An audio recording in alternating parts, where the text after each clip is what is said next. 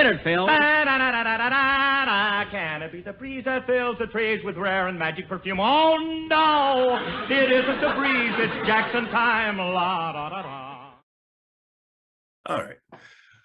Well, hello again. This is Buck Benny speaking. I am joined by our full cast of characters today, which is wonderful for Easter. I hope everybody's having a great Easter. City in Hollywood.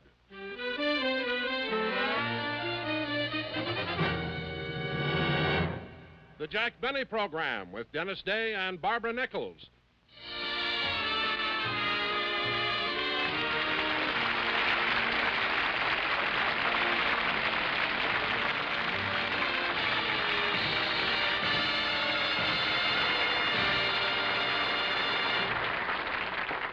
Enjoying our music on this beautiful Easter morning. And stay tuned in, because in just a short while, we'll be broadcasting from Wilshire Boulevard, where the citizens of Beverly Hills will meet for their annual stroll in the Easter Parade.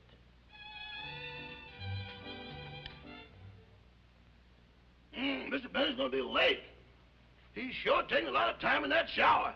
Everybody else sings in the shower. He has to play his violin. What's the Easter bunny with all the frills upon it? I'll be the grandest fellow on the Easter parade. Rochester.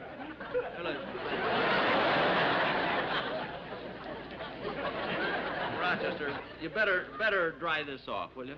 Yes, sir. I'll run it through the wringer.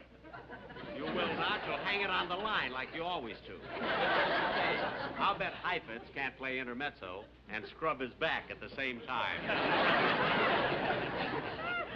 Here, put it away. Yes. Okay.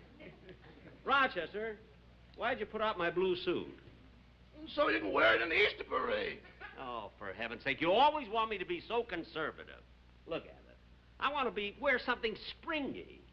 You know, I know what. Here. Maybe this white suit. Here, I think I would. Boss. What? Why don't you wear this brown one?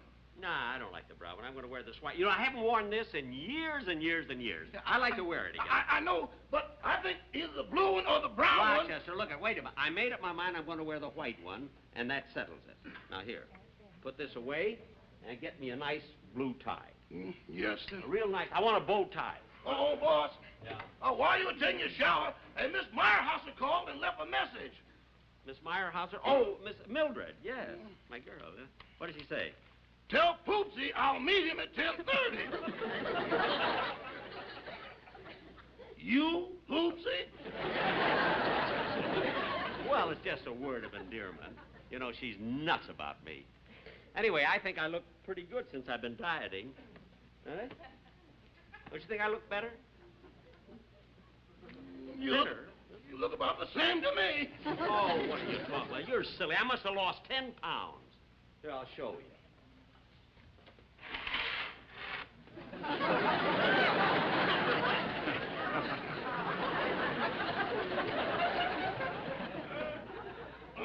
Here's a penny. I can't understand why the Beverly Hills police made me take this weighing machine off of the front lawn.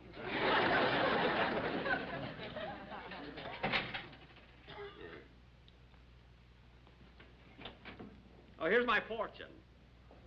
It says, you would be a financial success if you weren't such a spendthrift.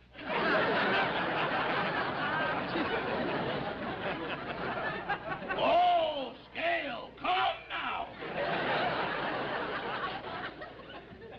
Let's see, here's my weight. It says, what's this? It says I weigh 102 pounds? This scale is way off. I could have told you that when you read the fortune.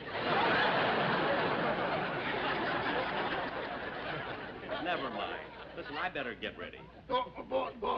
Look, are you sure you want to wear this white suit? Look, Rochester, I said I'm going to wear the white suit. Now, let's not discuss it anymore, and that settles it. Go ahead. Well, all right, then I'll see you later. Okay. Rochester, are you going to walk in the Easter parade? Oh, yes, sir. But first I have to make a call to a girl I have a blind date with. I got to tell her about a change in plans. What change in plans? I told her to be on the corner of 6th and Main and look for a man wearing a white suit.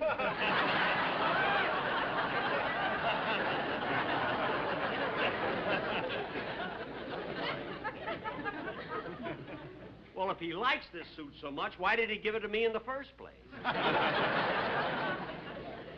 Gee, I better hurry. I don't want to keep Mildred waiting.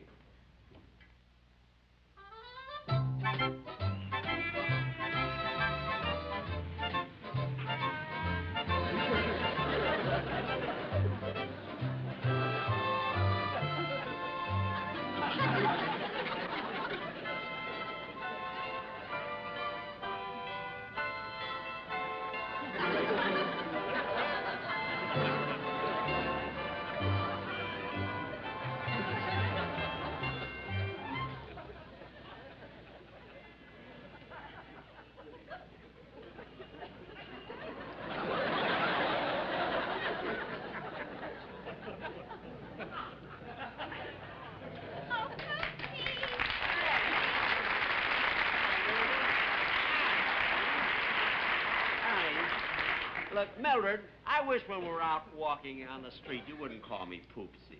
Oh, don't be so uppity. If it's good enough for a drive-in theater, it's good enough for Wilshire Boulevard. Yeah.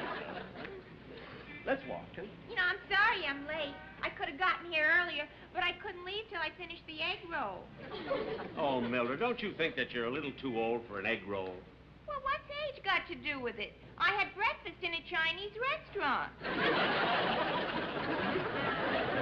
Oh. Well, listen, the parade is starting about, down at the next corner again. Let's walk over there, shall we? Oh, wait a minute. What? Jackie, why'd you have to wear that white suit? Why? What's wrong with it? Well, I haven't seen a suit like that since Admiral Byrd got back from the South Pole. Well, I think it looks nice. Now, come on, let's walk, huh? Here.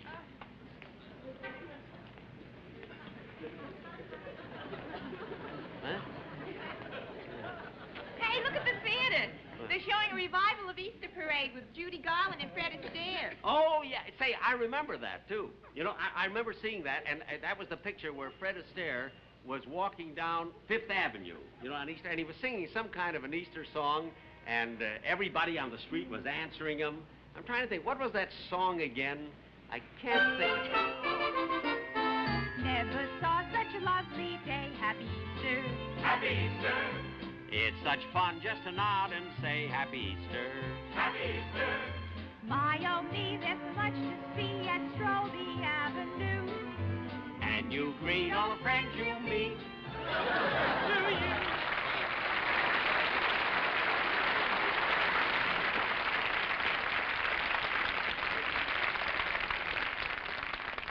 Dennis. Oh, it's you, Mr. Benny. I thought it was Admiral Byrd. Well, I'm not. Dennis, you know my girlfriend, don't you? Oh, sure. Hello, Mildred. Hi, Dennis. Dennis, what are you doing? Where'd you get that duck? What are you doing? Oh, my aunt sent him to me for Easter. Isn't he cute? I call him Harvey. Oh, look at it. You got him today, and you named him already? I gotta work fast. I'm eating him tonight.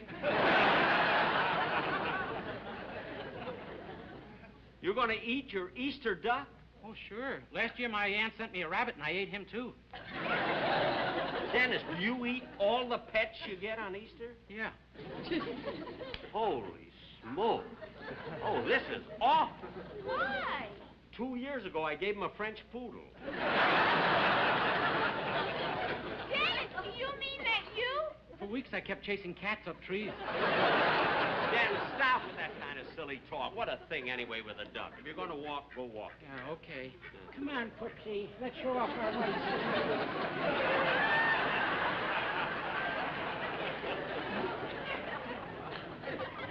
What a silly kid. Look at him walking down the street there with that crazy duck. Ah, Poopsie, don't aggravate yourself. It's Easter. Yeah, and what a beautiful time of year. I don't know, it makes you feel so romantic and so young, doesn't it? Hey, you dance better than Nijinsky. When did you ever see Nijinsky? This morning, he owns the Chinese restaurant where I had breakfast. Oh, yes, I know the place now. One fu Nijinsky. Eat now and get hungry later. Well, come on, huh? Let's walk. Jack, look! What? Oh, look at the beautiful rings in the window. Mildred, if you want to walk, let's walk. Never saw such a lovely day. Happy Easter. Happy Easter. It's such fun just to smile and say Happy Easter. Happy Easter. My oh me, there's so much to see as you stroll the avenue. And you greet all the friends you meet. Happy Easter to you. Oh, look. What are they looking at? Oh, look at a lot of people over there, and there's a television camera. Let's go over and see what it is. Yes, ladies and gentlemen. Of all the affairs I attend as fashion editor of the Tribune, I don't find any as exciting as talking to these lovely ladies of the Easter parade. Miss, if I may say so, that's a very lovely hat you're wearing. Oh, well, thank you. Glad you like it. It was designed by Robert of Marseille. It's very, very beautiful. Thank you.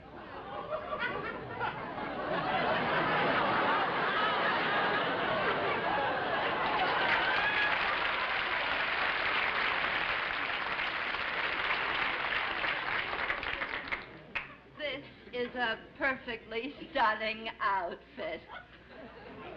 May I have your name? Donna Wilson. Donna Wilson? Hey, that's Don Wilson. What has he made up like that for?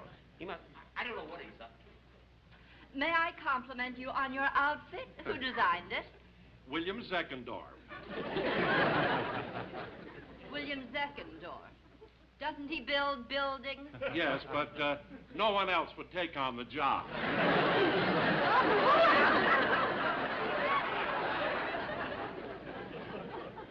Well, it's a perfectly beautiful dress, but did you lose your gloves? Oh, no, I left my gloves home purposely. I wanted everyone to see how lovely my hands are. Oh, yes. Yes, they are lovely. And here's my secret. Oh, isn't this a new white plastic bottle of new pink lotion Lux liquid? Yes, it is. It certainly is modern looking. And it's very practical, too. You see, it won't rust, won't chip, and can't slip out of your grip. I knew it. You see, new pink lotion Lux liquid has a selective formula that works hard against hard surfaces like dishes, and yet is so gentle, your hands don't even know it's there. Oh, I know. I use it myself. I find it's both mild to my hands and hard working as a dishpan. And you know, new pink lotion Lux liquid cuts grease quicker and cleans dishes cleaner. Well, thank you very much for stopping, Mrs. Wilson. Well, thank you, and you're very nice to ask me all those leading questions.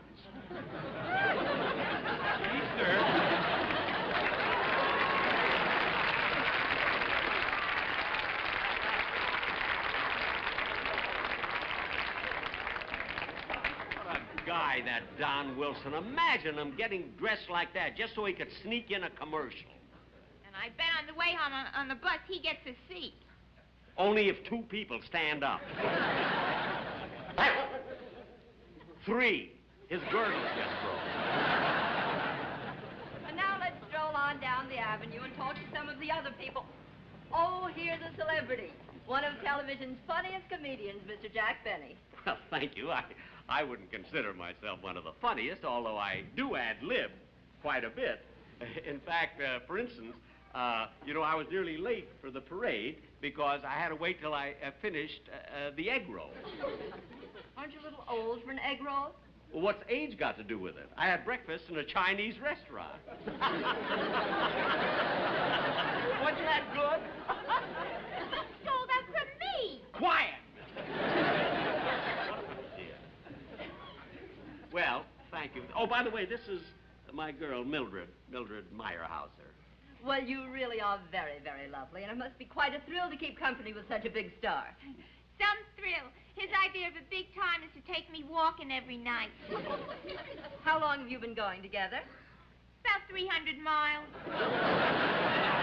Mildred. Well, anyway, thank you. Thank you very, very much. Thank you, Mr. Benny. You're welcome. Oh, gosh, that's Don Wilson. Never saw such a lovely day. Happy Easter. Happy Easter. You look cute in that all white suit. Happy Easter. Happy Easter. My, oh me, there's so much to see as you stroll the avenue. And you greet all the friends you meet. Happy Easter to you. Gosh, I don't know. It's so beautiful today, and the sun is shining, and the skies are so bright. Hey, look who's coming down the street. Oh, it's my violin teacher, Professor LeBlanc. Bonjour, mon Chabini. Well, I certainly didn't expect to see you here, Professor. Hello, Professor. Bonjour, mademoiselle. Gee, you look so nice today. Is that a new Easter suit? Mademoiselle, I am a poor violin teacher. I cannot afford to buy new suits. Well, what do you do with all the money I pay you for my violin lessons? I buy sleeping pills. Well, are they any good? No, after a few days, I wake up. Well, it's too bad. Well, it was nice seeing you. And don't forget, Professor, tomorrow you have to give me another violin lesson. I will not forget. I will put a string around my finger. Good. Whether I should put a rope around my neck. What? Nothing. Now, if you do not mind, I will go for a walk on the freeway. A walk on the freeway? Well, goodbye. Could be.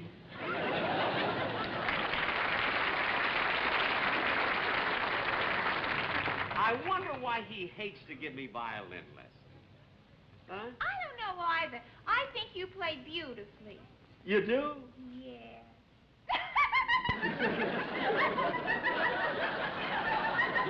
Well, what's so funny about it? For heaven's sake. Saw anything?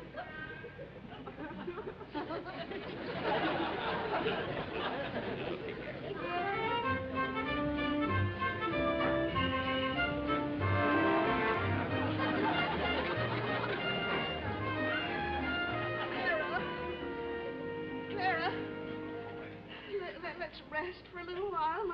My feet are killing me. Well, I'm tired, too. We must have walked for a block and a half. Let's rest a little.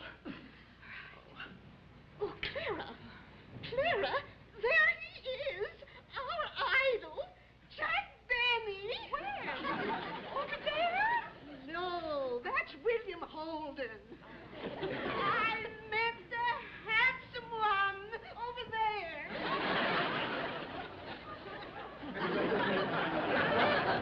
Oh, my goodness, that's him, all right. Oh, isn't he wonderful? That white suit makes his eyes look like 2 huckleberries in a bowl of yogurt. Stop drooling and let me see. Oh, my goodness. You must be excited. Your face is getting red. That has nothing whatever to do with him. My elastic stockings are too tight. Did you notice there's someone with him? Yes, I did. Now he's looking right this way. I wonder why he doesn't wave back at us. Well, I guess he doesn't want to make his girl jealous. That's not going to stop me. I'm going to cross the street and go right over there. Emma! In this traffic, you can get killed. I'll chance it. Now, we're not going to do anything foolish. After all, we saw Jack Benny. Now, let's walk another block, and then we'll go up to the club so we can get in before the handball courts are taken. And you serve first. Never saw such a lovely day. Happy Easter. Happy Easter. It's such fun just to nod and say Happy Easter. Happy Easter. My, oh me, there's so much to see as you stroll the avenue. And you greet all the friends you meet. Happy Easter to you. Yum bum bum bum ba bum bum bum ba ba bum bum ba ba bum bum da da da. Hey, wait, there's a photographer. Tell you what, let's have our picture taken, huh? Oh, no. I'm not going to have my picture taken with you in that white suit. Well, all right, then I'll have it taken myself. Oh, mister. Mister. I'd like to have my picture taken. Well, good. Just stand right over there, Admiral. I'm not Admiral Burns. Good, I better line you up. Right. Now, if you'll just put your nose on this tray. Nose? Like this? Why? What are you doing this for? And I used to shoot photo finishes at Santa Anita. Stop it. Look, all I want is to have my picture taken, that's all. All right. Would you mind rolling your trousers up above your knees? My trousers? Like this? Yes.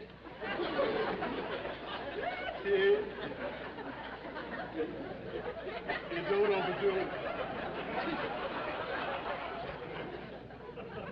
Why do you want to see my knees in the picture? I don't want to see your knees, but the less we get of that suit, the better off we are. Now stop that, will you? Will you please just take my picture? All right. Now I have to get you in focus. There we are. And now, open your mouth and smile. Wider. Are you trying to make me look ridiculous? Whoever! Will you do that? Will you stop with that? Just take my picture. I run into it wherever I go. Just take my picture. Now, are you ready? Nuts, yeah. Here we go. There we are. Now, do you want to wait for it, or shall I mail it to you? Mail it to me at my home. 366 North Camden Drive. 366 North... Oh, that's the house with the weighing machine out in front. They made me take it in. Oh. Now get out of here, will you? All right. Say, for sausage, how he can ever even make a living doing that. Jack, roll down your pants leg. Now, I'll tell you what we'll do, Mildred. We'll walk about another mile, and then I'll buy you an ice cream soda. Thank you, Paul Getty. Thank you, Paul Getty. Thank you.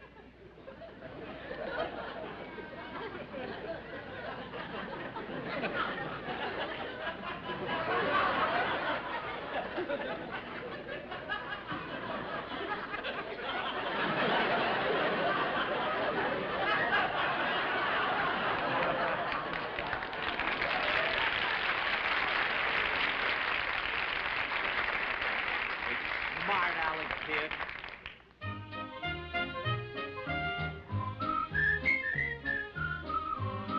Happy Easter. It's such fun just to nod and say Happy Easter.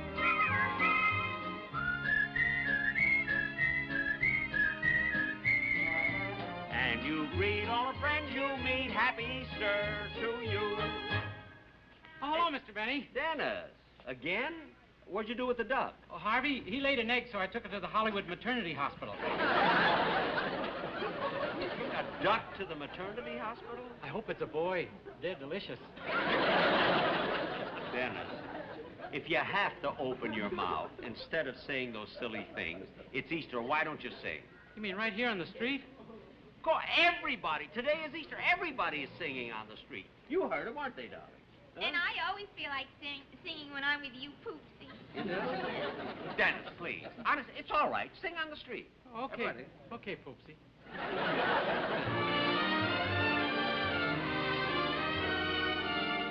In your Easter bonnet with all the frills upon it, you'll be the grandest lady in the Easter parade. Oh, I'll be all in clover, and when they look you over, I'll be the proudest fellow in the Easter parade.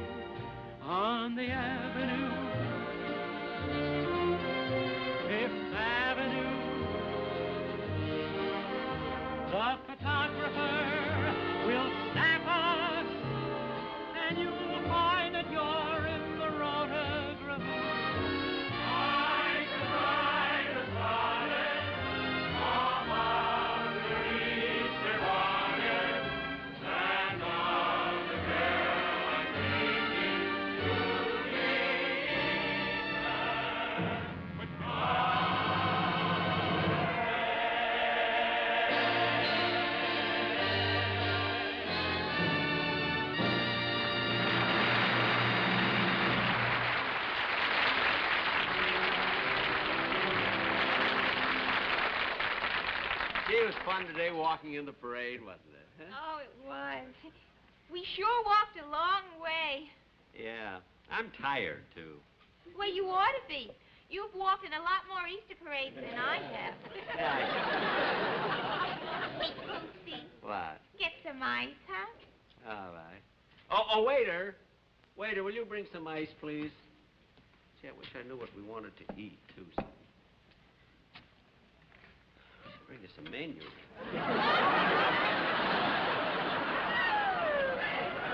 Oh, that feels so good. Ooh, my feet were really on fire. Well, I hope they cool off because we've got to walk all the way home now. Okay, but I'm warning you. I change boyfriends every 500 miles. I know. Now, ladies and gentlemen, I'll be back in 2 weeks. And next week, be sure to watch The George Gobel Show, brought to you by Stripe, the red and white toothpaste. Good night.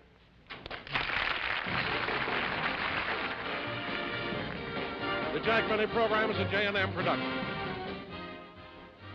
Hello, folks. This is Kate Smith inviting you to enjoy some of America's finest music on our show tomorrow evening on most of these stations. All right.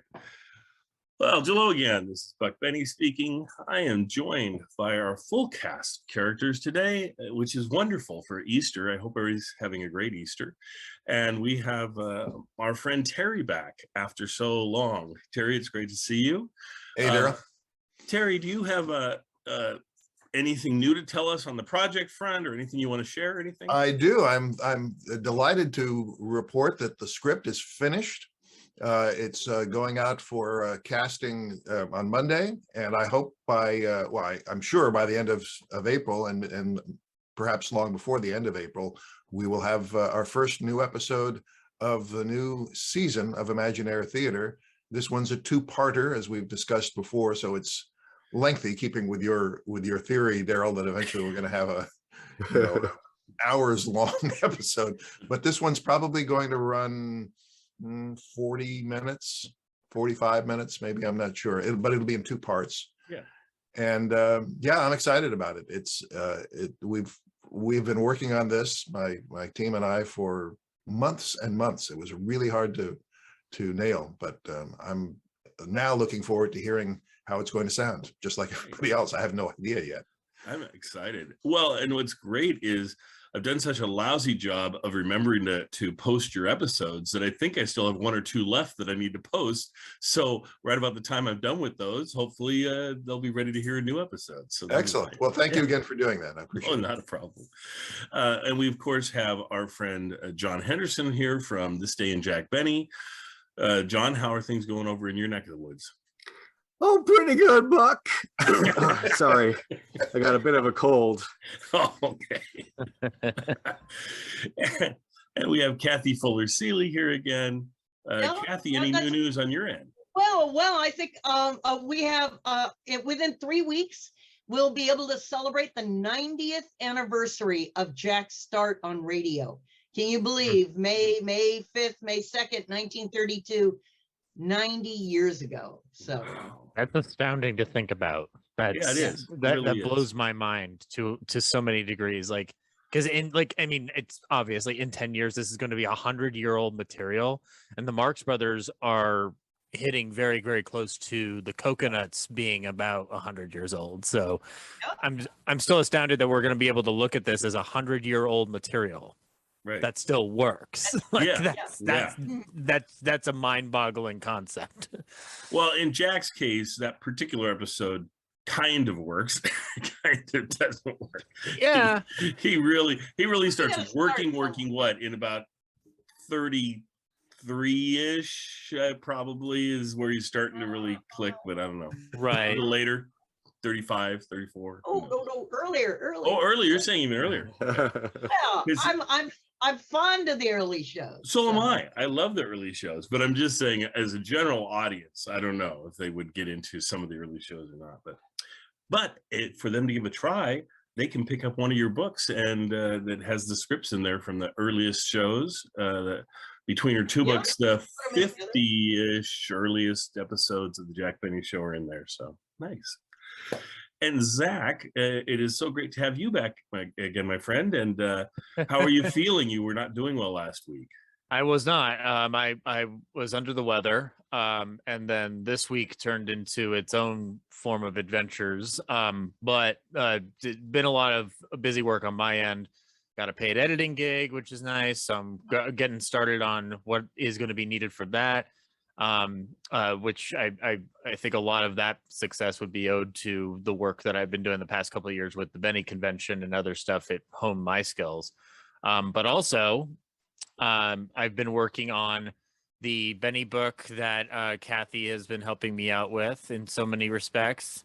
In fact, more than one respect. It's like a dozen respects. Like I don't know where I'd be starting without her. And also, Buck is going to be helping my podcast debut a video component because you recorded a very good sizable length episode on Winchester 73 that I didn't think to do video, but when you talked about it afterward, I'm like, this is a good idea. And it helps because for listeners from the house of good ideas. Yeah. Oh, it's the only place to get innovation. You come to Book Benny OTR. That's what I'm thoroughly convinced of. And additionally, though, you came in costume. I didn't even think to do that. I'm wearing a Batman T-shirt the entire time, and you're decked out, ready to go back into old Western territory. So it'll be very interesting, and you guys out there should be able to see it within the week. So. Stay tuned for it. But yeah, it's been crazy on my end, but I'm very happy to be here to talk some Benny. So yeah.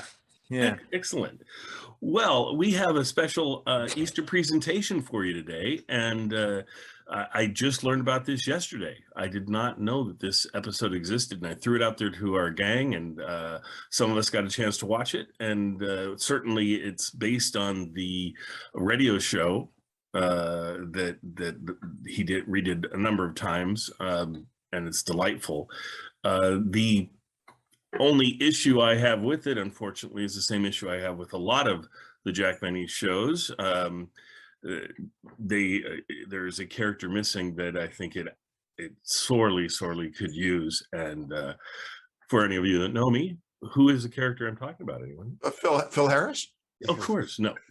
Phil Harris. Barry Livingston. That's right. The Easter episode is probably my favorite of the radio episodes, or one of my favorites, I should say. I got so many favorites, but in this case, Mary was not available. It was another live show that they did, and so with doing a live show, she doesn't appear on the live shows.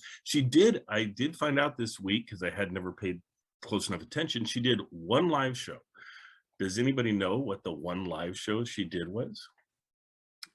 Is it a Christmas one, maybe? Good guess. We actually did this one. We did an intro for it a while back.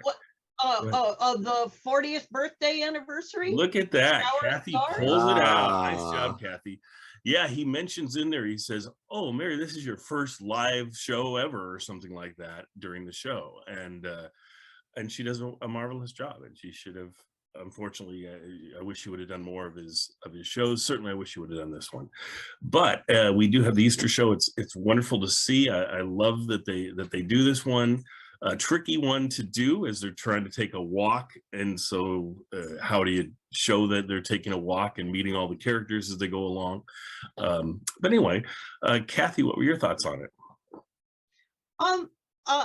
A number, in part, it fascinates me. Of the emphasis he put on Easter shows over the years, that shows me sort of Jack at his most wanting to blend into Gentile American culture. Even more than Christmas, to celebrate Easter really means, that he's sort of downplaying his own Jewish heritage and playing up that I'm an all-American and gee, most of America is Christian thing. I love the aspect of seeing it on television, that ancient suit coat they came up with him for, and it was all wrinkled and old and had a little belt in the back. So I appreciated, instead of just hearing about an old jacket, for a change, actually getting to see it. And I would mention one fabulous, I have so appreciated, Daryl, you introducing me to more of Jack's television episodes, to remember all the ways that he and his co-creators could play up visual humor. And that one marvelous shot of the little boy just walking in front of him and Barbara Nichols and just standing there and standing there and standing there and then just shaking his head a little and walking on with just a fabulous bit that didn't need any joking language to be hilarious. So. Yes. I just love the way they brought it across. I thought it worked nicely, and just the whole concept in the original and in this version of it is just walking along and greeting all the people that they meet, which is what the song says. They sing the song that's from Easter Parade. Thank you. And so it's charming in the radio version, running into all the different characters, you know, whether it's Frank Nelson or whether it's Mel Blanc, and then in this doing the same thing is just charming in its own way. And so I love that. I didn't have a chance to watch this one, but I have a question for those who did. Sure. Does it live up to the cartoonishness that the radio version possesses? And I mean that in the sense of like some of the one I remember from the radio show is Don Wilson saying like, well, I'd love to, but I'm on the other side of the street. Like the idea of him being so wide that he's extending his body to the other side of the street. I'm wondering if it lived up to the cartoonish. Well, they couldn't do that piece, so they changed. The most changed piece is probably Don's piece. But I really liked it. It was Don wearing a dress and he's got a wig on, and he so very large bottle. Very large, and he actually made I wouldn't have questioned if I saw this woman on the street that she was a woman. So that's pretty impressive. But Zach, there were other, to use your word, cartoonish gags in this episode. They weren't the same ones, but they were. There were others that, yes, I think lived up to that reputation. I scanned the episode a little bit and saw Dennis with a duck, and I was like, okay, I know something's up. Good example. Yeah. Yeah. Well, Terry, tell us. Oh, go ahead. The thing about Don Wilson in the episode, they're like, oh, I needed a shipbuilder to build this outfit or whatever, but you can actually see how big he is. So that does work better on the radio than Yeah. Yeah, I think that was great. Who designed his dress was a architect designed his dress. You know, whatever. Yeah, it's the one thing that I have issue with the television shows is every time that Don comes on screen, a little bit more of my imagination goes away as a result of it, because I'm like, he wasn't that big. But I think he handles like sound effects have helped him in certain respects with certain gags that they would do, especially with like with an instrument accompanying him, which, you know, lays into that whole the fat person stereotype. But the idea though that they were going to walk an entire set in live television fascinated me when I saw the listing this morning. So in the grand scheme of the direction of television, how did people feel about it? Like, how did it hold up? Well, one thing I was surprised about, I didn't realize they were doing live shows this late. I thought by 60 they'd gone to all not being live anymore to being film shows. But I wonder, does anyone know, Kathy? I don't know if anybody knows. Like, how much further did they go with the live shows? Was 60 the last season with live shows, or did they even do more? I'm not sure. Now, I don't know offhand, but to think other parts of the schedule, soap operas, game shows. So you're right. Well, more parts of nighttime television had stopped being live. There was still, if you were watching a whole day of television, there was still a lot. And I would quibble a little bit with calling this a live show. It was actually edited. Okay. There's a halfway through the show, there's a really obvious cut. Right. And I don't know why they did it, but maybe there was a technical problem, or maybe they changed the script. I'm not sure, but it wasn't actually broadcast live. Well, okay, you're right. I mean, that's a very good point. And Laura Leibowitz in her television volume says it was actually recorded on March 27th for broadcast on April 17th. So it was recorded, but trying to look live. Yeah, it felt like it was a hybrid sort of thing. So yeah. A very good point. Yeah. Terry, Yeah, well, but- what are your thoughts on this? Because I'm sure you have Well, some thoughts. well, the first thing I want to say is that keeping in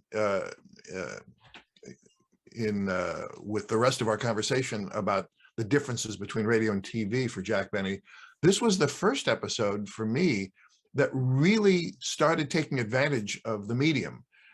His writers, same writers he'd had for years in radio, were struggling with this transition. How do you make an audio gag funny on TV? And how do you leave aside some of those things that were purely audio and take advantage of the new medium? And one thing I'll point out is that there was a wonderful joke about Jack taking a shower with his violin, and on radio he had to explain what was happening. On TV we could just see it, and in fact he added to it by having this goofy brush added to the bow, and they really tried to show you instead of just talking about what was funny. Right. And there were plenty of others, and there's no need to go into those details, but they did really work at this transition from radio to TV. I also want to mention Barbara Nichols. Kathy pointed out this was the actress who played his girlfriend, Mildred Meyerhauser. And I didn't know much about her. I had to do a little bit of digging, but she was from Long Island, if you couldn't tell from her accent, and had kind of a tragic end to her career. She'd been very busy. She was kind of a Marilyn wannabe, or a big blonde, kind of dumb but not really dumb. And she got into a couple of car accidents and died fairly young. I think she was in her 40s as a consequence of those two car crashes. But she was very, very, very funny. And even though in radio, where we miss hearing Mary walking with Jack in the television episode, she kind of did the Mary Livingston role. She wasn't dumb. She was clearly antagonistic to Jack in many ways, but it was a sweet character also. And so I really enjoyed seeing her in this. The two actresses who played members of Jack Benny's fan club were Madge Blake, who we might remember as playing Aunt Harriet on Batman. She was also Larry Mondello's mother on Leave It to Beaver. And the other actress was, let's see if I've got her name here, Jessalyn Fax, who was also a very busy character actress. And the one actress I could not identify was the woman who played the TV interviewer. Does anybody know who that was? I couldn't find her in any cast listing, but she was her name was Faye Baker, says Faye Baker. I'll have to look her up. I couldn't find her anywhere. Thank you. Yeah. And then the last thing I'll mention for the benefit of our younger listeners is that at one point somebody mentions it might have been Barbara Nichols talking about, oh yeah, when Jack said afterwards he was going to take her out to for an ice cream soda or something like that, and to do the cheap joke, she made reference to him being no Paul Getty, and J. Paul Getty was one of the wealthiest men in America at that time. He was one of the first billionaires, I think, in the United States. You could say, as Ridley Scott would, that he had all the money in the world. Yes, he did. Yes, he did. Yeah. But he ended up losing a grandson because of his wealth. Yep. Again, quite tragically. Yeah. Can I ask the question? Was that background, was it a turntable? So was that a moving back? Because I thought maybe Jack and Barbara were standing still and the background was moving. I think it was a combination of them walking really slowly, which looked kind of goofy. And I think, the background must have moved. I was having trouble following it, but it was done quite elaborately because the camera moved along with it. So it was a pretty good device. Oh, and I guess there's one other thing we should mention, which is that, Jack Benny is often described as the master of comic timing. That extended to his whole cast. I don't know how much of that was him choosing people who were good at it and him teaching people how to do comic timing. But you mentioned that kid standing there. that went on and on and on, and it was funnier and funnier and funnier. And as we'll talk about in other episodes, the long takes that he does to milk every last ounce of laughter, to me, remains to this day, almost 90 years later, hilariously funny and brilliant. Yeah, we mentioned that a few weeks ago, the same thing. It's just, and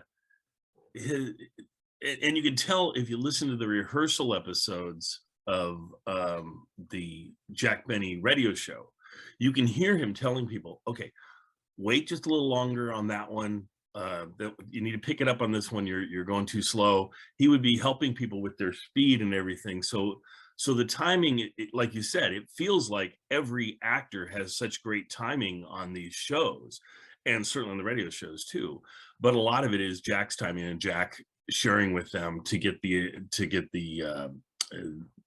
timing right. Yeah. For everybody. On the radio, he could do hand signals and tell people exactly when to go, but you can't do that on television. No, on television, the only way to do it, I guess, would be with rehearsals. Getting, and it wouldn't surprise me if they did a lot of rehearsals on Jack's shows, because the timing is so good. I don't see, The timing, by the way, was much better in this one. We haven't talked about it yet, but the other episode from 1956 that we'll discuss at another time.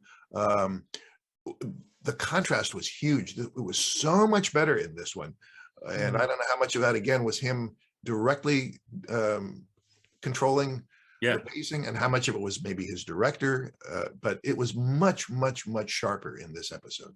Well, like you're saying, if this one wasn't live, so it's filmed, they could reduce, they could go, okay, let's try that again, and let's do it this way, and and he could point things out. The other one's live, so that one, they'd only do the rehearsals, and after the rehearsals, they're kind of stuck with whatever they produce live, right? So that'd be trickier. The other episode we're talking about is the passport episode, and we're going to be doing that one today. I thought I'd go ahead and mention it because as our Easter gift to all of you, we're going to be taking a trip with Jack and Mary as they go across all over the place. And so the first thing we do is we have to get his passport. So we're going to present his passport episode, and then from there on we will present the episodes. Luckily, Jack filmed a bunch of episodes that took place all over the world, and so we'll be presenting those. He goes to England, and he goes to Venice, and various places that we'll be presenting. So I thought those would be fun to present, a kind of a package that we're going to present going forward as we're hitting into the summer and things. As I was on my spring break this week, I was thinking, oh, it'd be fun to revisit. I was thinking about, because I can't really travel much right now, so it's like, oh, it'd be fun to travel. And so I thought, let's travel with Jack. Anyway, John, were you going to point out anything else in this episode? Well, you mentioned those two episodes. They both share one bit, which is Jack getting his picture taken. And, they pull a line across, and it's supposed to be like a finish line for a horse. And you had mentioned before we started that, it wasn't the strongest joke in the world, but it just goes to show how much these actors bring to it. I agree. Both Mel Blanc and Frank Nelson made that whole camera guy hilarious, but in their own totally unique way. So it's not just they're relying on the material. That's what I was noticing too, John. It was cool to see a scene done very similarly, but with my two favorite actors on the Benny Show, or two of my favorite actors on the Benny Show, Frank Nelson and Mel Blanc. I'd have to say I enjoyed Mel's version better, but that's because his character was a full-blown character. They spent more time with him. There was more jokes with him doing the bit, whereas Frank, because of the way the show lays out, that they can only spend so much time with any of the characters. Everybody just kind of pops in for a quick few lines, that he doesn't have as much time to develop. And if they did, I'm sure that Frank would have done as good of a job. And it's still funny the way Frank presents it and everything. I love that. Yeah. And of course, like everyone's mentioned, I love the Easter parade episodes of the radio show, which they did a bunch of times, and then they also reran a bunch of times. And the energy on that one is so good. And so it was fun to be able to actually see it. some of the jokes that you wouldn't think they would be able to do, like the weighing machine joke, they pulled off even on television, which was a surprise. So yeah, it was fun. Yeah, it does astound me. Jokes that I think, oh, they're gonna replace this joke because it's not gonna work on television.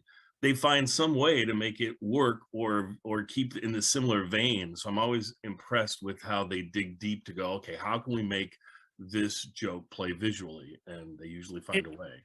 In a weird way, whenever he does that, he's innovating what television will be capable of down the line. And it's not like grand innovation like special effects on Star Trek or like the innovative storytelling of the Twilight Zone. It's more just that like it's small little tiny things. Like I think there's an emphasis on sound effects every time I watch a Jack Benny television show, because it's almost like Jack would recycle gags with his writers.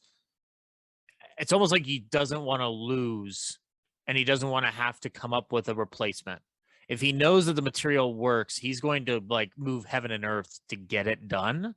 Yeah. And I'm surprised at like ones that I'm surprised that they succeed more often than they fail. Mhm. Like the things that fail for me on the television shows tend to be broader concepts and ideas, like The Vault, which we've talked about. But tiny things, small, subtle things, which is one of Jack's specialties, excel on television as much as they did on radio, because I think that the audience is primed to suspend their disbelief when it comes to early television, and they're ready just for anything to happen on early television. If he had done this show, let's say 20 years later, let's say Jack didn't die in 1974 and moved it into the 80s, he wouldn't be able to get away with it the same way. But because the perfect storm collides with timing and luck, those gags still permeate our minds as successes. And the idea of the weighing machine, or in one of the shows we're going to talk about, the idea of repeating gags and repeating lines. And Terry talked about how the timing is a little bit off by comparison to the other ones. Like, it's still amazing to see how much the audience is willing to just go with it, as opposed to like letting a joke fall flat. Because I've heard and I've watched television shows from that era where the audience, if they don't like it, they don't like it. It seems like with Jack, they're willing to suspend their disbelief for the most part. And Zach, did you not notice that that Jack Benny did on this television episode what he did all the time on the radio, which was these little ad-libbed sounding, if they weren't actually ad-libbed, asides. He did it with respect to Don Wilson. He did it in the beginning with Eddie Anderson. We haven't talked about Rochester, who had a key scene in the beginning of this episode. But Jack is still trying to do the live sounding asides. And Johnny Carson picked this up. He always said that Jack Benny was his idol, his role model.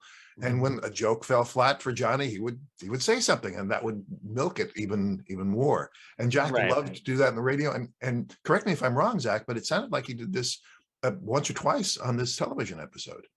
I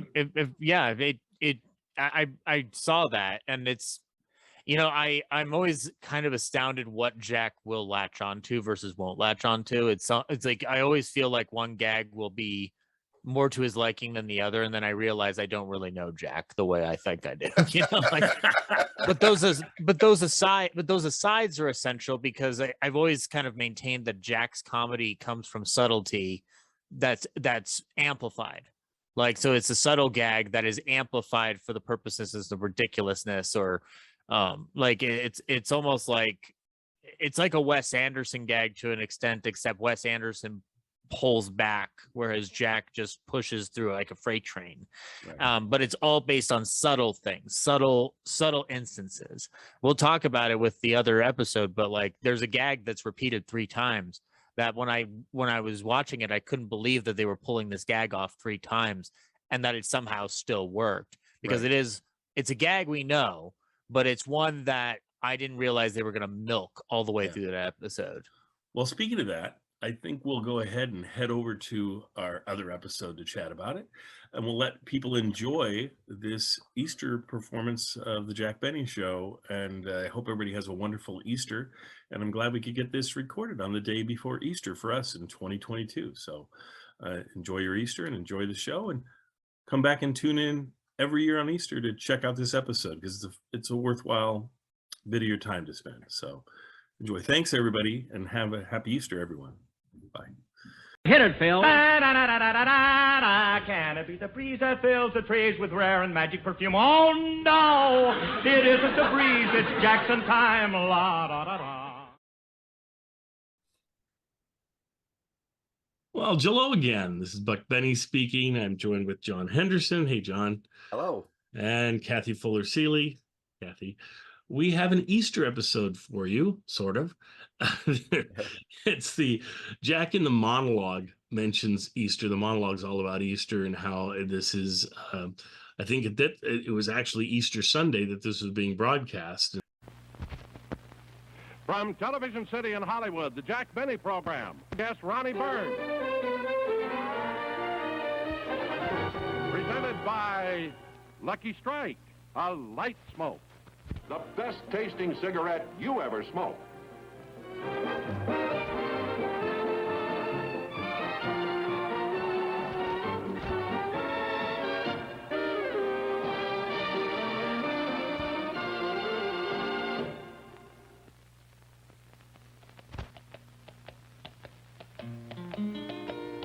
Light up a light smoke, a lucky strike. The right smoke's a light smoke, a lucky strike. For the taste that you like, light up a Light up a light smoke. A lucky strike. You'll say it's the best tasting cigarette you ever smoked.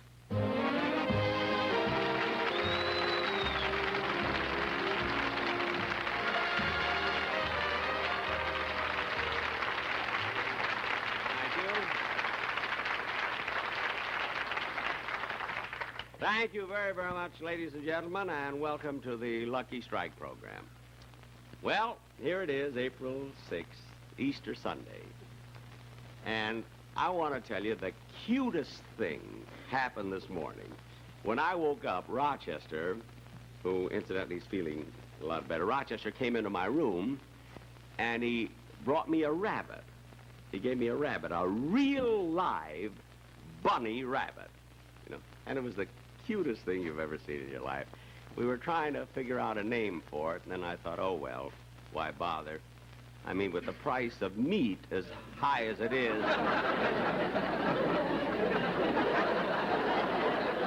You beat me to that one. I won't be along with us very long. I mean, you beat me to the joke anyway, which was very, very good, I think. But, of course, today, Easter Sunday. Now, this is the day, of course, all over the country where the big thing is the Easter parade, you see. And here in Hollywood, they held it on Wilshire Boulevard between Fairfax and La Brea, you see. And all of the guests, you see, the celebrities were dressed up in their Easter finery, you know, strolling up and down the street. And up ahead of the parade, leading the parade, was Phil Harris. That's right, Phil Harris walking. Now I know why they call it the Miracle Mile. And of course, I wanted to be in the parade myself. You know, I bought a brand new suit to be in it, but it didn't get there in time, so I just stood on the curb and sort of watched it, you see. And it was a thrilling sight to see the women all dressed up in their beautiful new sack dresses. And just as the judges were about to pick the best dressed woman, the most embarrassing thing happened. A laundry bag fell off a truck and won first prize.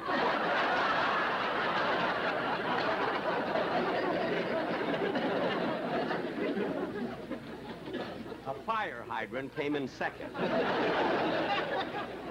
Of course, I could stand here and tell you about the parade all day, but I want to get on with the show. You know, ladies and gentlemen, as you probably know, the younger generation has been taking over the recording business, you see? And many of the young famous singers are sons of famous fathers, like Gary Crosby and Ricky Nelson. Well, the closest friend that I have in the world is George Burns, and the friends are George Burns and Gracie Allen. See? And their son has just made his first recording, and he's here with us today. I'd like to have you meet him, Ronnie Burns.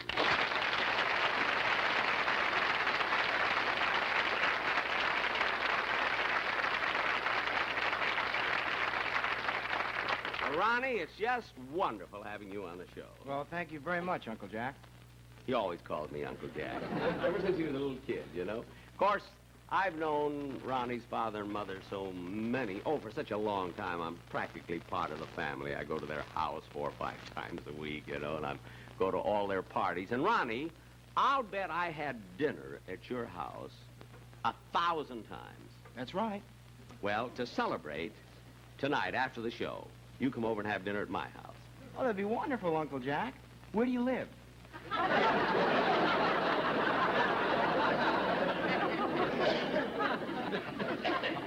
Where do I live in Beverly Hills. I know, but what's the address? Look, I invited you to dinner. If you're hungry enough, you'll find it. I don't know, the younger generation hasn't got that pioneering spirit. Ronnie, did your father ever tell you how he and I first met? Oh, sure, he told me that story many times. How he was a headliner, and he went into his agent's office, and you were sitting there in the waiting room in tattered clothes, and the agent said to him, "Isn't there something you can do for that poor fellow out there?" And so my father went out and took the tin cup off your violin and gave you a small part in his act.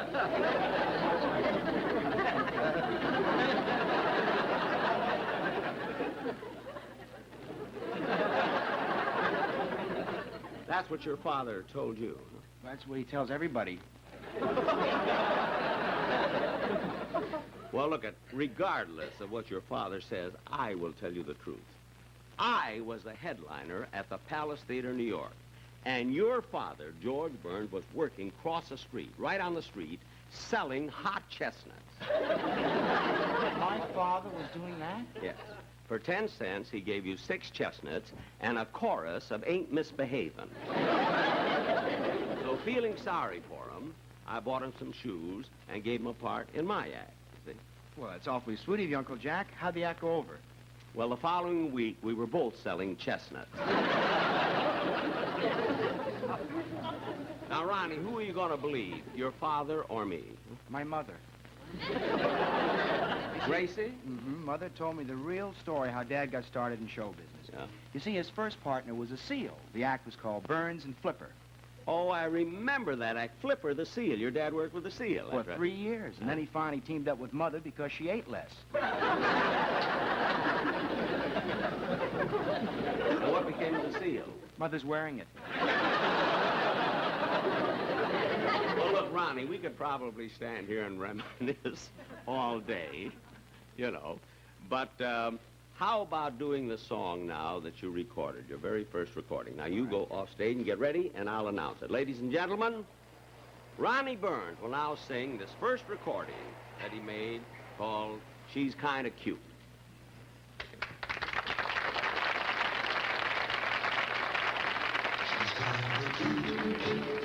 She's kinda cute. Dressed in sloppy clothes, freckles on her nose. She's kinda cute. She's kinda cute. She's kinda cute. She's kinda cute. She's a living dream in her faded jeans. She's kinda cute. She's kinda cute. She's kinda cute. She's kinda cute. She's kinda cute in the little way she walks. She's kinda cute in the little way she talks. The way she looks at me, laughs and winks her eye. Oh, I'm so in love that I could die.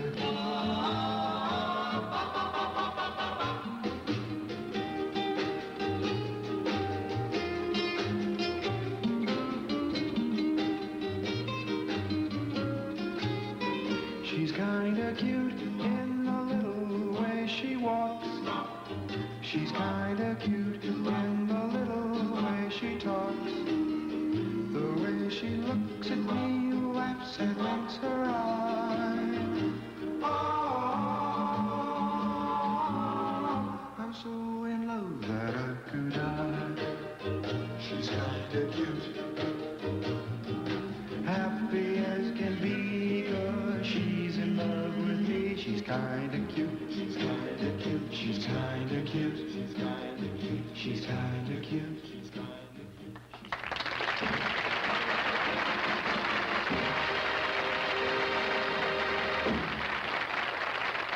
Thank you.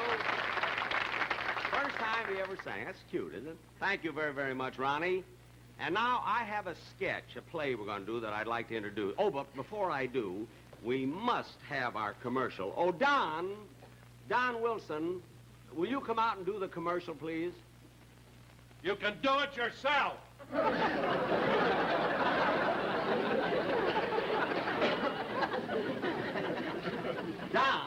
Don Wilson, come out here.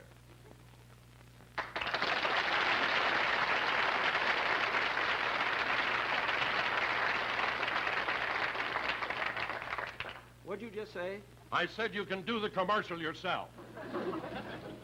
Don, what's bothering you? I'll tell you what's bothering me.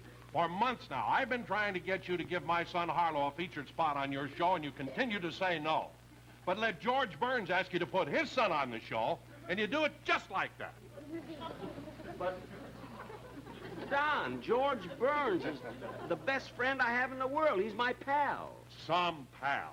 I charge you less for being your announcer than George Burns charges you for being your friend. Oh, for heaven's sake, I pay him a few bucks a week to like me, and you make a big... Now, look at Don, you're going to do the commercial at your bin. That's settled then. I'm not going to do the commercial, and that is that.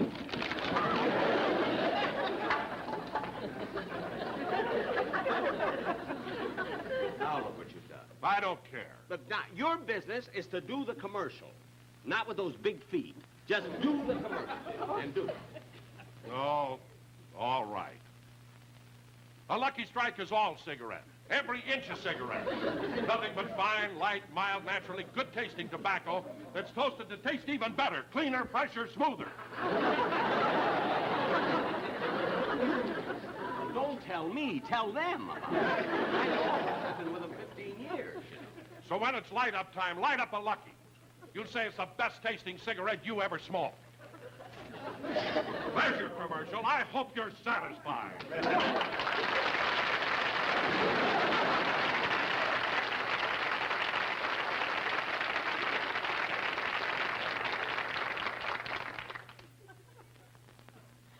Well, there he goes, ladies and gentlemen. 12 angry men.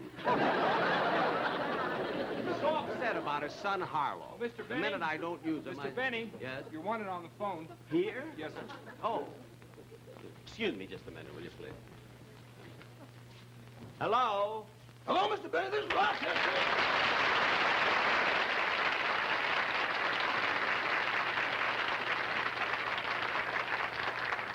Rochester, what'd you call me for? I'm right in the middle of a show. Did you buy a suit from Clemmer and Johnson? Clemmer and Johnson? Yes, I bought a new suit. Well, a man brought it to the house about an hour ago. Oh, it's a good-looking suit, isn't it? Yeah, I hope it looks as good on you as it is on him. Wait a minute. You mean he wore the suit over? He said for the price you paid, they couldn't afford to put it in the box.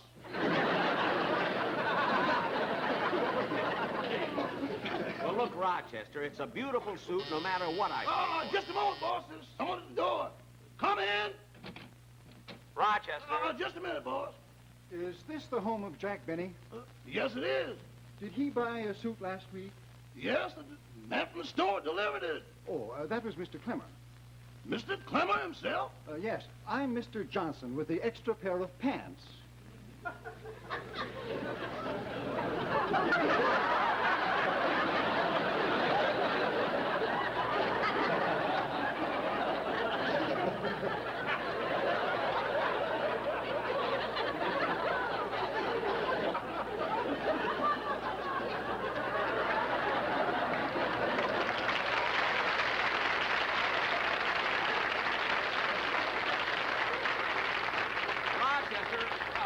that? The extra pair of pants arrived. The censor is glad you didn't buy underwear. Come on, sister. Look, stop with the jokes and press the clothes and put them in the closet. Goodbye. Goodbye.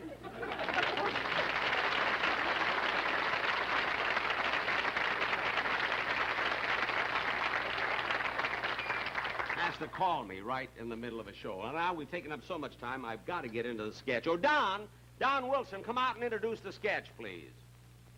Ronnie, where's Don? Don He Wilson. stormed out of here and went home. I sort of feel responsible. Oh, don't give it a thought.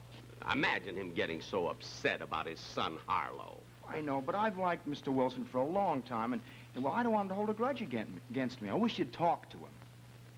Well, maybe you've got something there. I mean, if he was so angry that he left in the middle of the show and went home, maybe I ought to go over to his house and discuss it with him, huh? Sure. Come on, let's...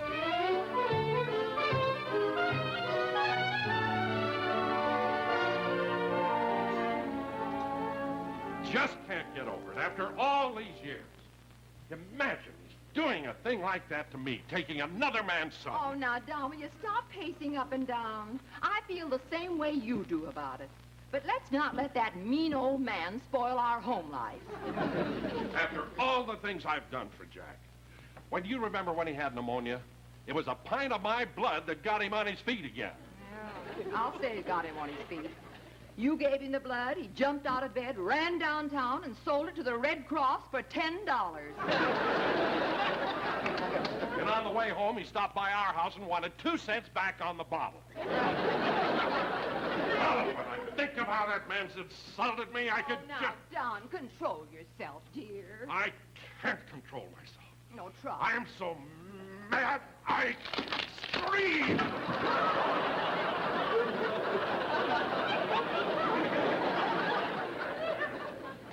Now look what you've done. Oh, I'm sorry. Well, maybe we'll feel better after we have some dinner. Harlow! Harlow, darling. Dinner's ready. Madame, remember, not a word about this in front of Harlow. You know how sensitive he is. Yeah. He knows if he's the center of conflict, he'll get all upset emotionally. Harlow, we're calling you. Yes, Daddy.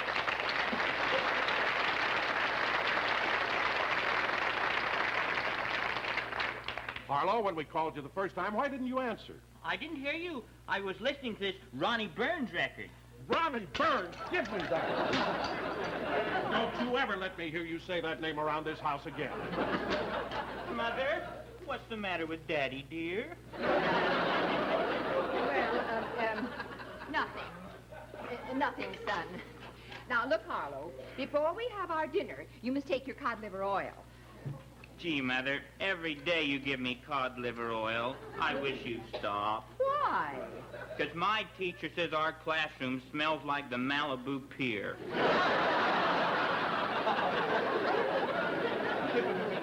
Well, you're going to keep on taking this cod liver oil because it was recommended by Dr. Dale and Dr. Iman. I don't remember them.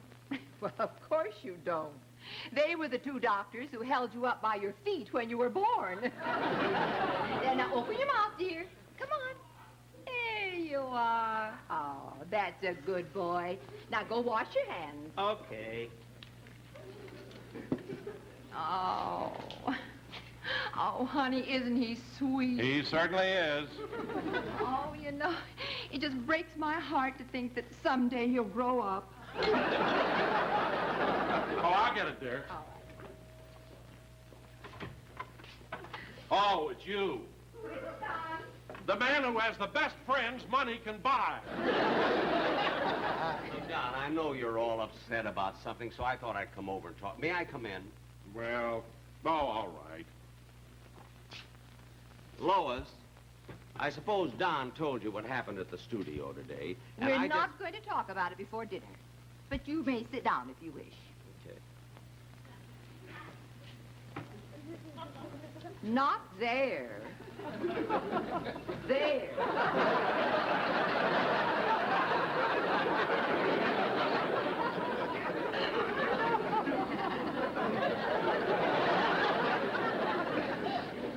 Harlow, we're waiting for you. Coming, Mother.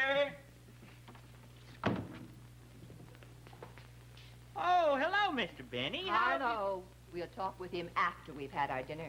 Yes, Mother. Don, get Harlow's chair. All right. Oh, Harlow, we're going to have the most wonderful dinner.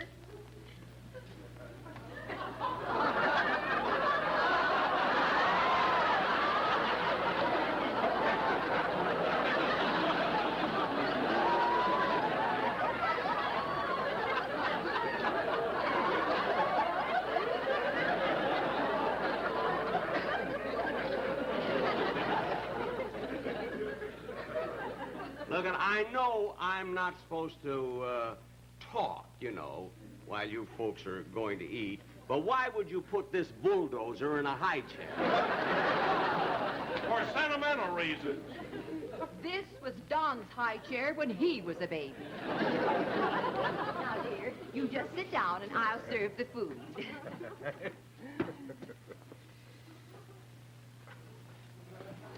Here we are. Big surprise for you. Oh, gee, what a beautiful turkey. How much does it weigh, dear? 23 pounds. It certainly looks delicious. Harlow, here is yours.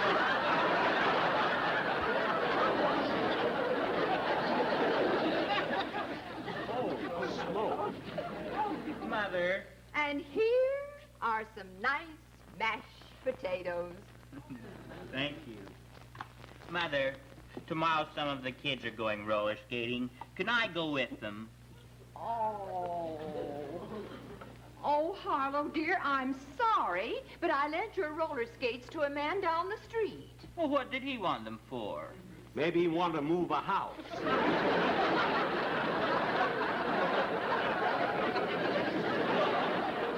Don and Lois, look, I didn't come here just to sit and watch you eat. Now, I wanted to get something off my chest. I knew something was bothering you, so I'm trying to straighten it out. Now, look, I have nothing against Harlow. Believe me. Why is he mentioning my name? Now, Harlow, calm down. Never mind. But he's mentioning my name. I'm in the middle of a conflict again, and I don't like it. Calm down. I can't help it. I feel tension in this room. Now, Harlow, if you don't feel well, you just go up to your room and get ready for bed. Okay.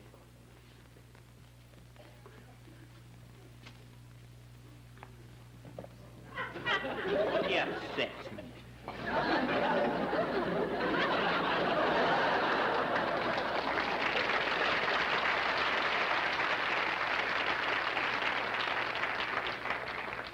Now, Jack, if you came over here to apologize, do it and get it over with. Now, wait a minute, Don. If you're talking about apologies, you owe me one. Imagine walking off a show in the middle of the show just because you were mad. You're darn right I was mad. Why, I just can't get over you're not giving my son Harlow a chance. Why, we've treated you like one of our own family. We've had you over here to dinner hundreds of times. Oh, hold it just a minute, Don. All right, I'll admit I've been here for dinner hundreds of times, but I've always reciprocated. Oh, yes, he's right, dear. Many times he's taken us over to have dinner at George of Gracie's. Now, look at Don. Don, I know that you're upset about Harlow, and I'm willing to try to do something about it. Mother, Daddy, I'm ready for bed. Oh, fine, dear. Come on out and kiss us goodnight.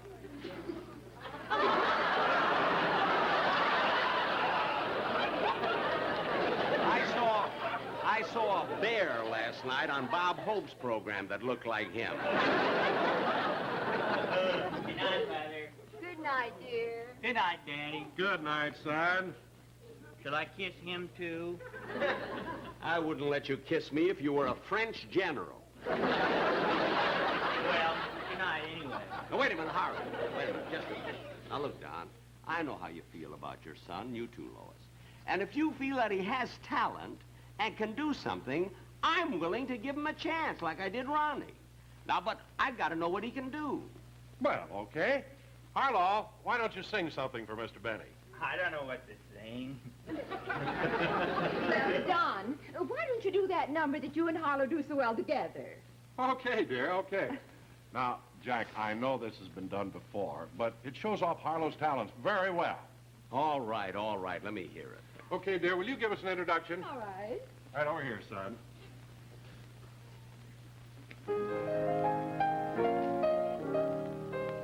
When skies are gray, dear, don't you forsake me, son. I love you so, sonny boy.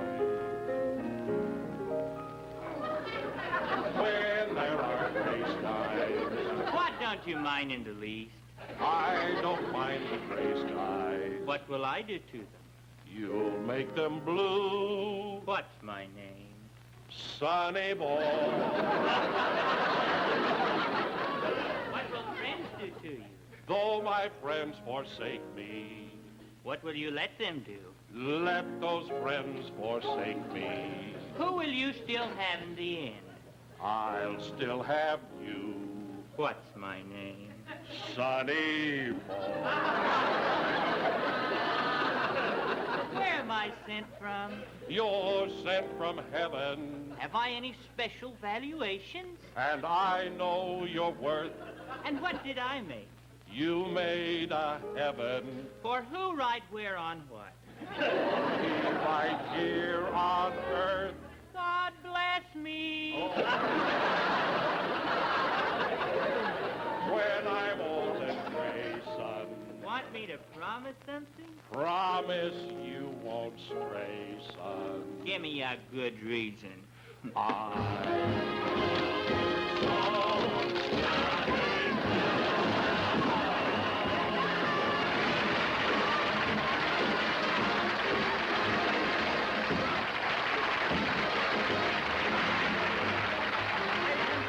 Uncle Jack will be back in just a moment. But first, a word about a light smoke, Lucky Strike.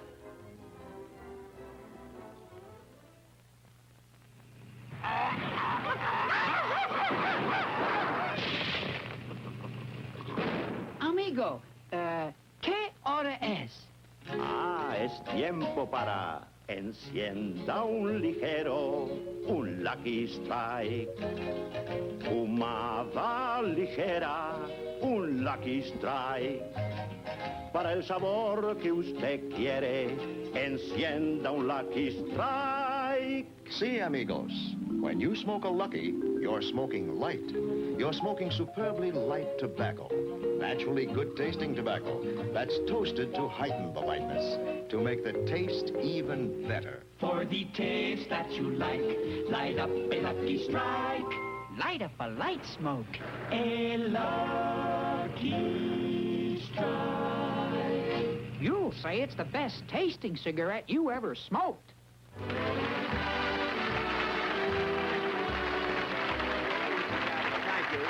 Thank you. I wish I had time to bring everybody out here and thank them, Ronnie, son, everybody, but I haven't.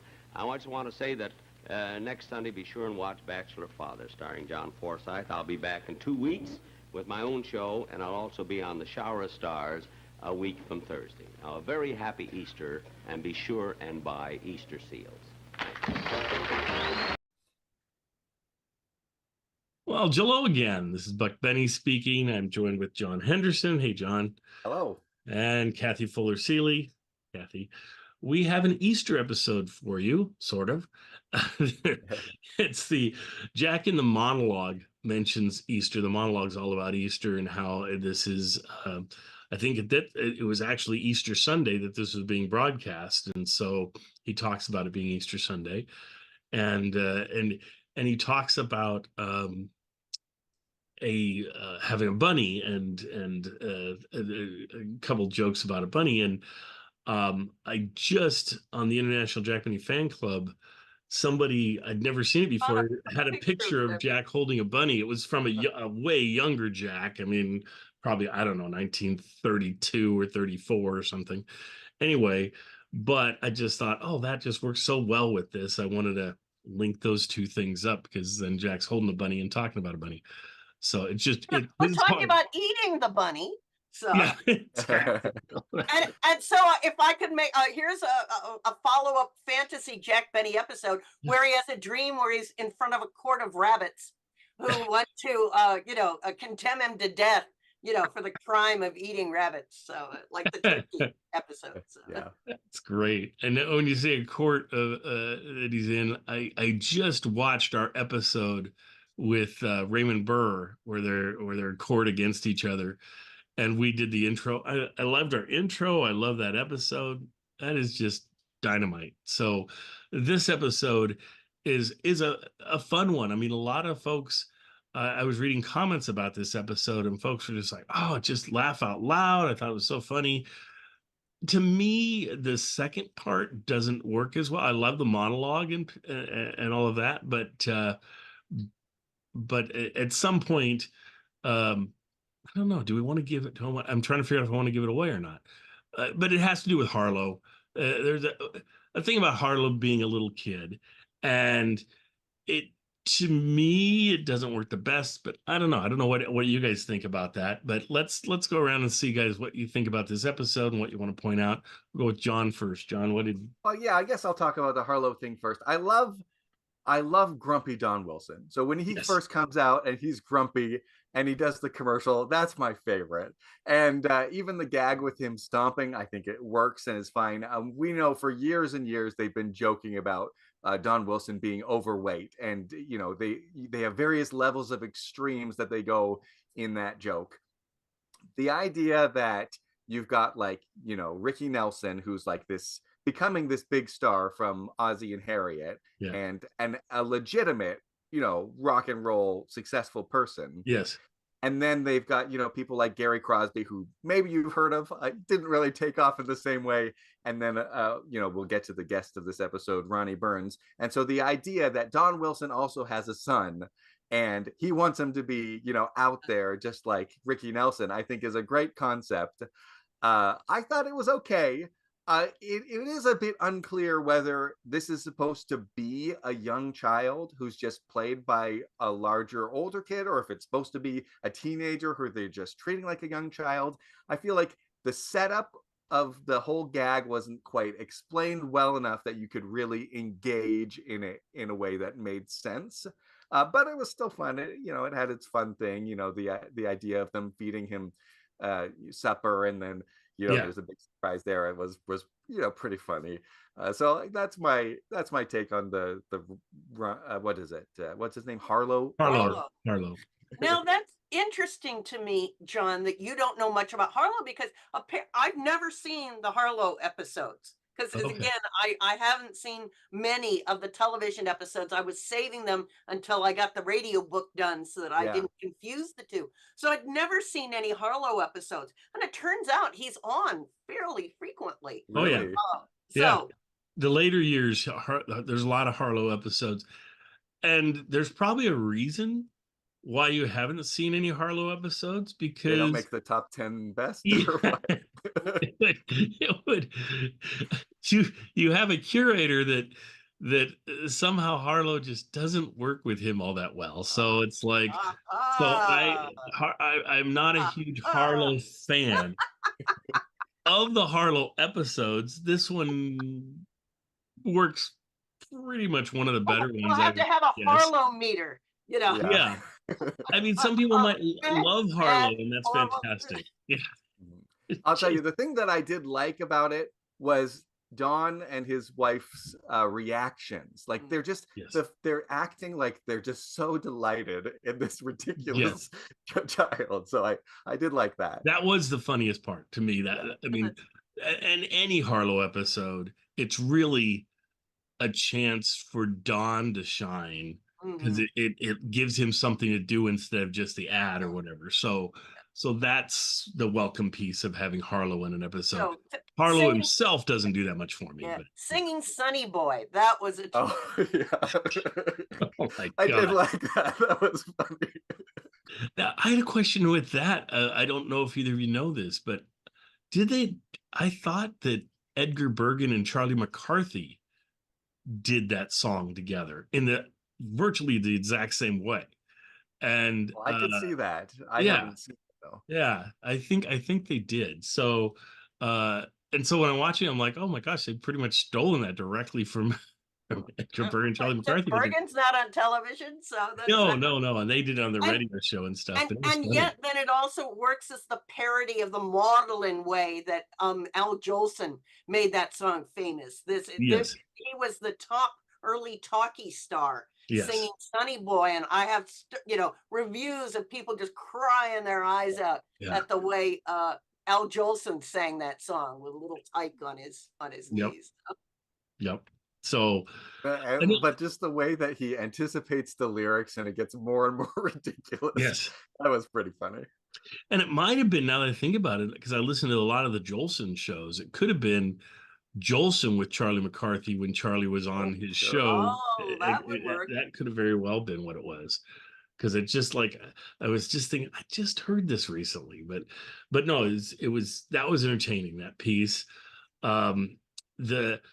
The whole Ronnie Burns thing, it's such an interesting time frame at this point. This is when rock and roll blew up in like 54, especially 55, 56, 57. This is 58. And so what's happening at this point in time is you've got Great Balls of Fire. Jerry Lee Lewis. Jerry Lee Lewis. Jerry, Jerry Lee Lewis, right around this time, married his 12-year-old second cousin or something. And so it just torched his career.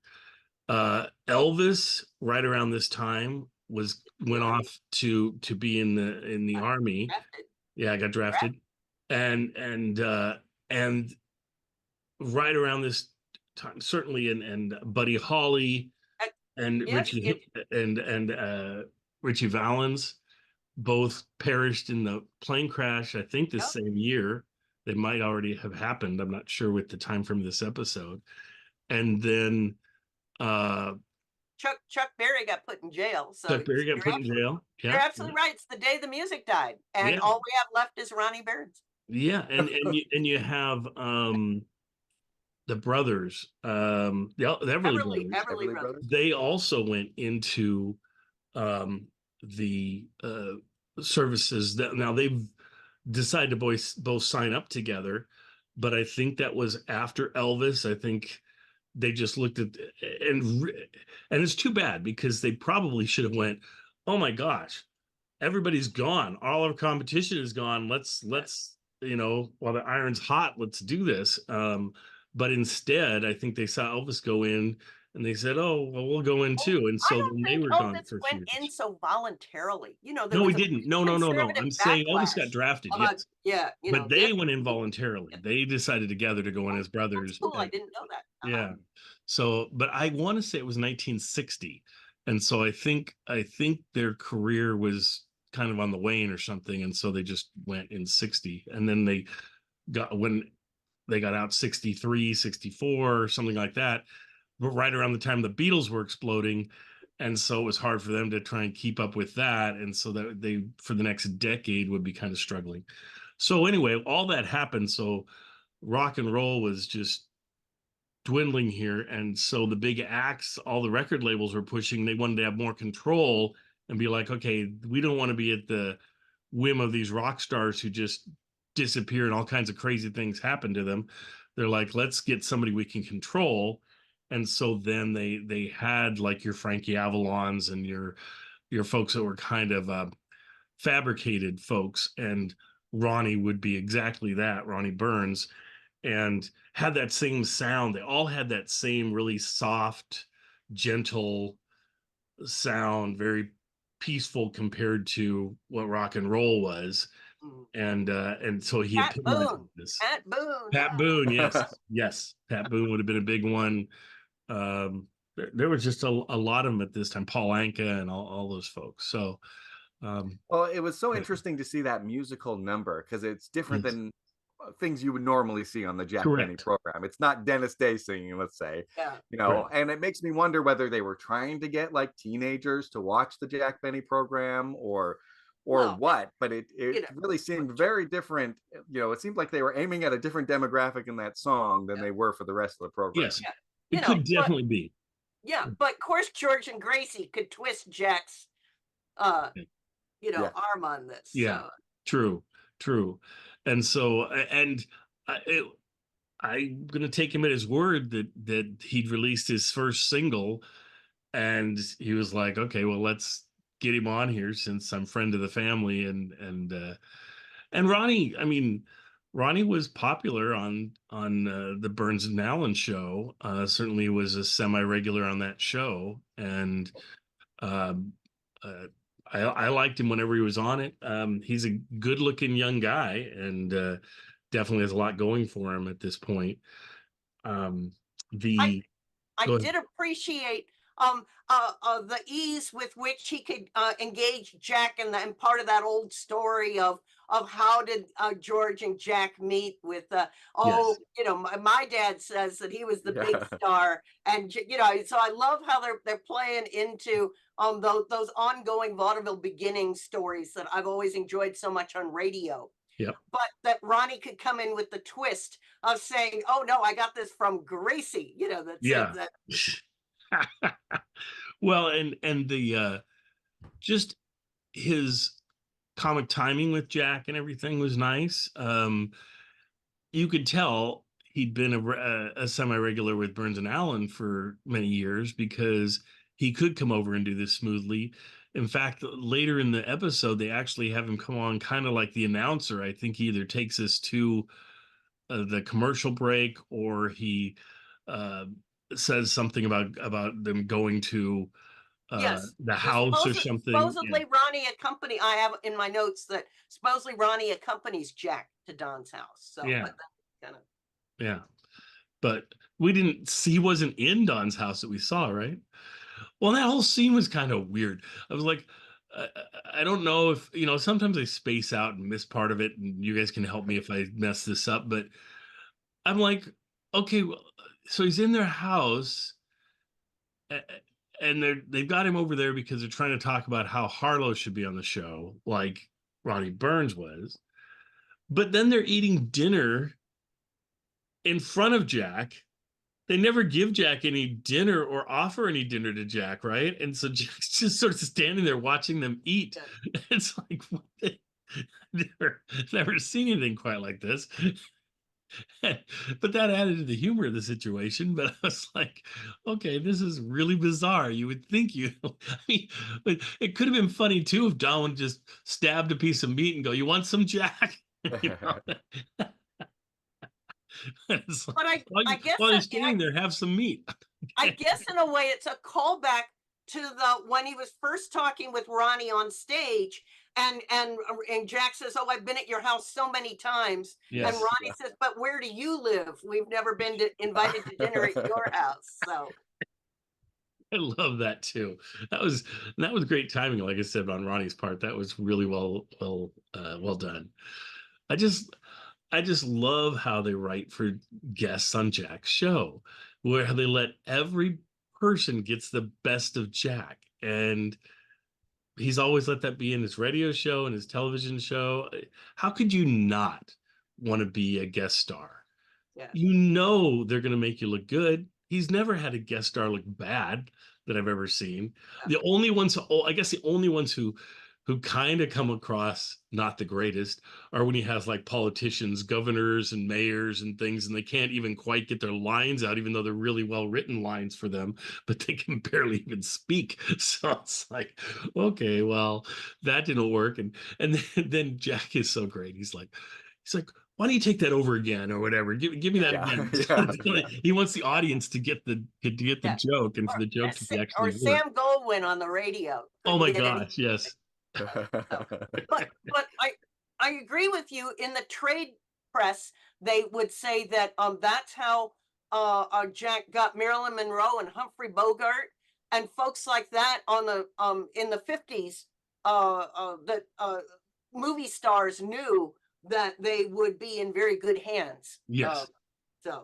Yes, and you get a whole episode worked around you essentially, and it's great. It's not like, oh, you're gonna come on and do one number and then that's it. It's like we're gonna really write the whole show right around you, and it's beautiful. So Anyway, so enjoy this episode. It's a lot of fun. Happy Easter if it's Easter time for you. Hopefully we'll be playing this each Easter for you and things because it's just kind of a fun episode overall.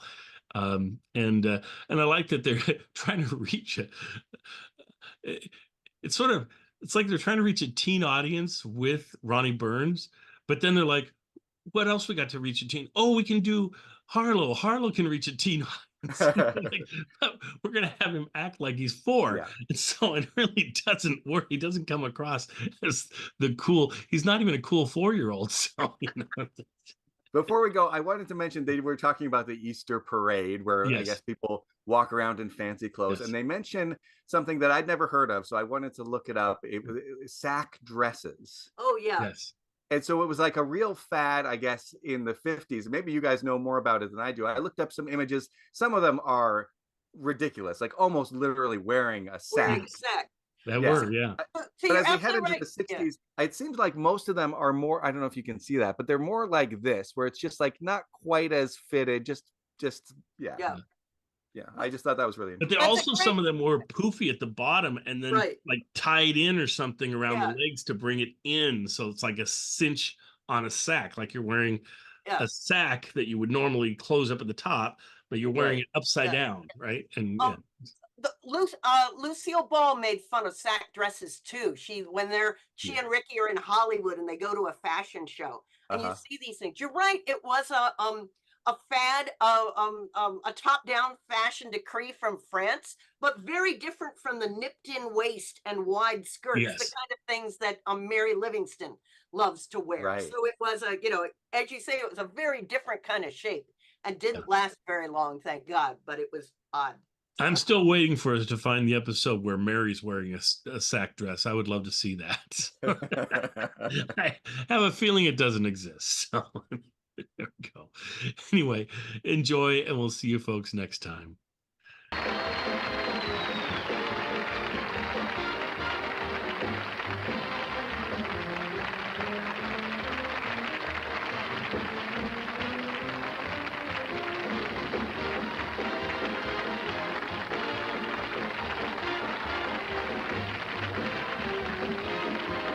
Appearing on tonight's program were Lois Cornett, Dale White, Paul Power, and Seymour Rosen. Choreography by Jack Moore. Remember, 1 week from tonight on this same station, be sure and watch the new Bachelor Father show starring John Forsythe.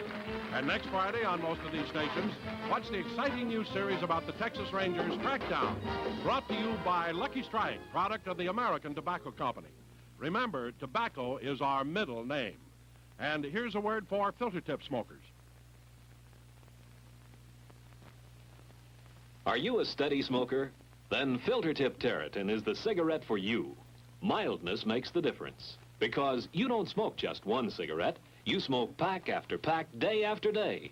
And all the way, Terratin's special kind of mildness is on your side. Mildness that comes from good-tasting mild tobaccos. And a filter that really filters. Remember, Smoke Filter Tip Terratin, Filter Tip Terratin, mildness makes the difference.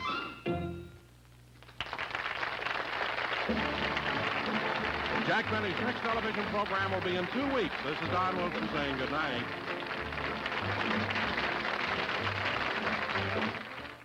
Maurice Chevalier, Guy Lombardo, Betty Johnson and the Johnson family, and the Chicago Opera Ballet join Ed Sullivan next on the CBS Television Network.